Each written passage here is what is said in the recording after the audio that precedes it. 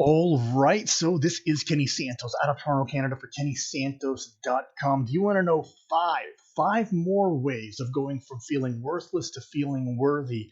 Because as I said before, if this video sounds familiar, it's because I already did two videos on how to become feeling worthless to feeling worthy. There were the two videos, four each, so there's eight more ways of going from feeling worthless to feeling worthy. The reason why I'm talking about this so much is because I feel like it's one of the most overlooked ingredients for success. There's so many coaches they're talking about, believing in yourself and having faith in the universe and trusting the process and having a burning desire, having a why that makes you cry. But often forgotten is that feeling of worthy, feel like you are worth the success. And so I actually go deeper into that in the other videos. And if you haven't watched those other ones, and if you're one of those people that, you feel like you have a why that makes you cry, you feel like that you can do it, you're trusting the process, but you're just kind of spinning your wheels first or right now, what I invite you to do is try on the possibility that maybe you don't feel worthy of success, and subconsciously you might actually be like self-sabotaging yourself. So just try on that possibility, because if that's what it is, at least you know, and you can address it with these five things I'm going to talk about now, or also the eight things I talked about in the previous videos. And I'll leave a link to those eight things, those two videos in the description of this video. So the first thing, before I even get into the content, if you're getting value from my blog, my videos, my content, I invite you to either like, subscribe, share, comment. It is a super easy way, and it's a simple way for you to support my blog, and to do so for free. So now let's get into it. So what's number one? What's one of the ways that you can go from feeling worthless to feeling worthy? And that is to simply disconnect. Disconnect from your laptop, your computer, disconnect from the TV, especially the news, disconnect from, social media, turn your phone off, all that stuff, and disconnect from it. I'm not saying, you got to do this, turn off your phone forever. All right. But I'm saying take some time every day, or maybe even choose a whole day on, or a Sunday or a weekend, and just let yourself be alone with your thoughts. Right. And whether it means, and by the way, if you can only disconnect for an hour, then disconnect for an hour. But if you do a whole day or a weekend, my goodness, it's going to make a tremendous impact on your self-esteem and your self-worth. And that as a result, you know what, that could cause you to take those actions that you need to take so you get the achievements that you want to achieve. And then you're going to feel even more worthy. So um, just disconnect. All right. Sometimes when you're alone with your thoughts, ideas come to mind, and you realize that you're right on path, and you realize that you are worth it. And so a lot of these epiphanies come by when you're alone with your thoughts. The trouble is that we're rarely alone with our thoughts. There's always something going on in the background. There's always a source of distraction. You could always pick up your phone. You could always watch TV. It's not like before. When I was growing up, sometimes I was just plain old bored. And quite frankly, that was good for me because it allowed me to become more creative. And so I invite you to create that sort of environment for yourself.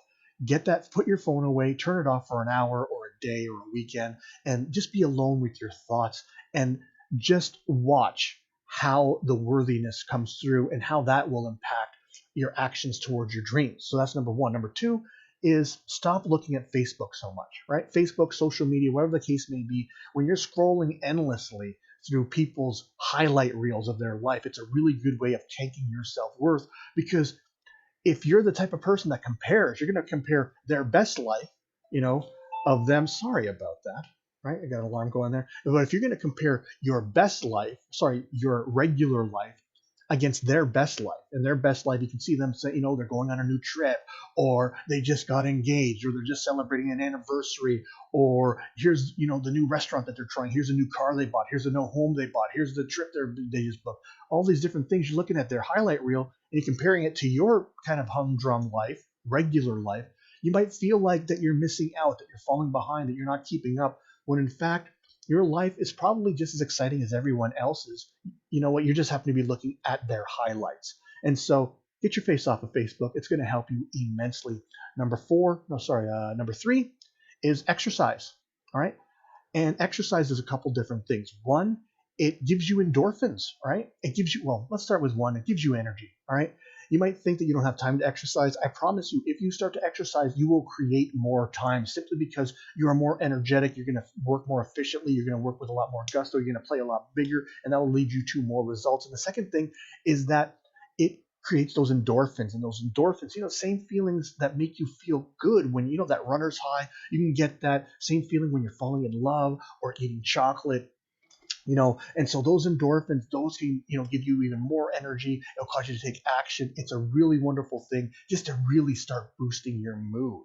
And by the way, it only takes one. Like, if you're not prone to exercising, if you're like a couch potato like I used to be, you know it only starts with one, like one push up, one sit up, one walk around the block. All you got to do is start with one. You don't have to run a mile or a marathon right away. You know, you could just start with something small and build up from there. All right.